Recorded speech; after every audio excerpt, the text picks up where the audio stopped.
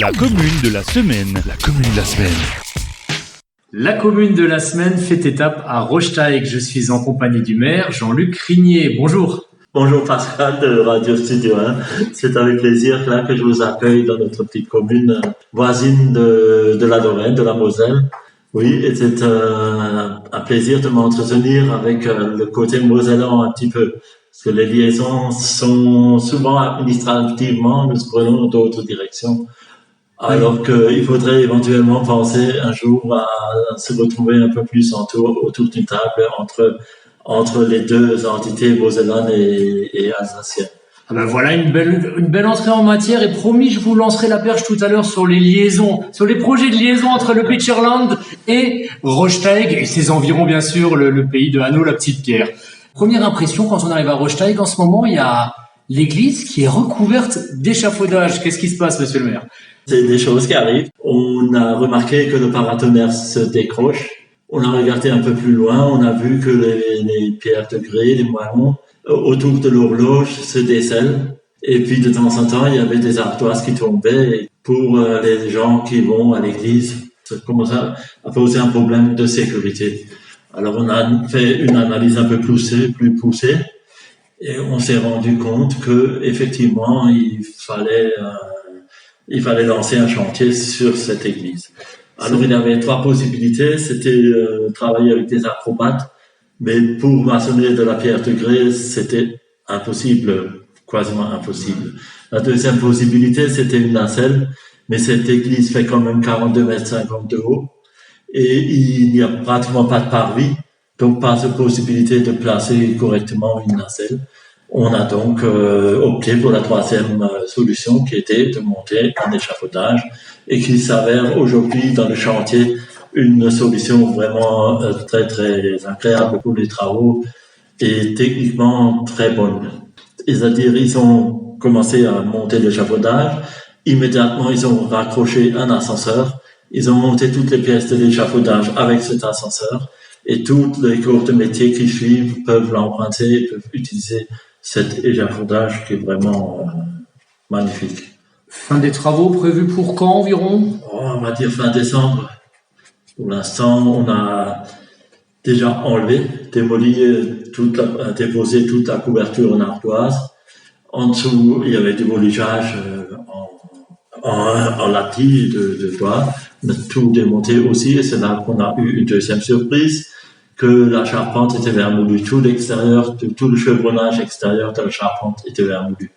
Donc il a fallu reprendre les choses et puis refaire la charpente extérieure, qui n'était pas prévue au départ.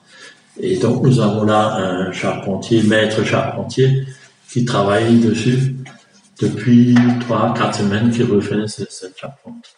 On a même, pour une petite anecdote, on a trouvé un trou de pivert qui a traversé le poteau central d'un côté à l'autre, il restait 2 cm de bois de chaque côté. Ok, donc effectivement, c'était le moment de faire des travaux. Oui, et puis on espère que tout sera consolidé, histoire que personne se prenne des ardoises sur la tête à la messe de Noël. Hein, ce serait dommage. C'est vrai que c'est une silhouette particulière, cette église. On rentre dans le village, elle est quasiment plantée sur la route, elle s'élève d'un coup sec. Oui. Et ce qui est particulier aussi, c'est ces collines avec ces belles forêts. Rochetaig, c'est aussi ce cadre naturel. Oui, avec ces maisons qui sont accrochées en pente de collines de chaque côté, oui, c'est un peu un village atypique, oui. Je crois que les gens sont proches de la nature, ceux qui habitent ici et qui aiment bien habiter ici, en fin de compte. Dans le temps, à l'époque, c'était, quand moi j'étais jeune, c'était encore un village paysan, enfin ouvrier, souvent chez la Ligue ou alors à Pfaffenhofen, faisait des casseroles, oui, et donc tout ça se faisait encore, et le soir, ils travaillaient comme à Souk, comme ailleurs. Ils allaient faucher pour les lapins, pour un peu de beurre dans les épinards, quoi. Et aujourd'hui, tout ça s'est abandonné, mais il reste quand même un attrait pour ces coteaux, pour construire dans ces coteaux. Vous venez de parler de Sourtes à l'instant, c'est vrai que les deux bancs communaux se touchent, hein, on monte par le Hervold et on arrive directement au Pays de Bitche à Sourtes. Et je crois que vous avez une petite idée de faire un jour une liaison avec vos voisins du Becherland. C'est effectivement une petite idée qui est quelque part rangée dans un carton. mais qui peut-être un jour montrera le bout de son nez. Qui sait, hein, il faut avoir l'espoir, il faut avoir un peu d'espoir. Oui, donc, la communauté de communes du pays de Hanau-la-Petite-Pierre a fait faire une étude sur toutes les possibilités de pistes cyclables à créer sur toute la communauté de communes de Hanau-la-Petite-Pierre. Et dans ce cadre-là, j'ai proposé d'étudier, au moins voir s'il était possible, concevable, de recréer une piste cyclable sur l'ancienne voie ferrée qui passait de Wingen, le Ziegel, comme on l'appelait dans le temps, qui partait donc de Wingen, qui passait par un viaduc de Warostheim, qui depuis a été démoli, c'est dommage, et qui après arrivait sur un tunnel qui traversait et qui débouchait directement sur Soult. Soult, après, on peut concevoir Massenthal, on peut concevoir Saint-Louis-les-Bitches, ou même Lemberg, cette piste cyclable qui rejoint carrément Pirmasens.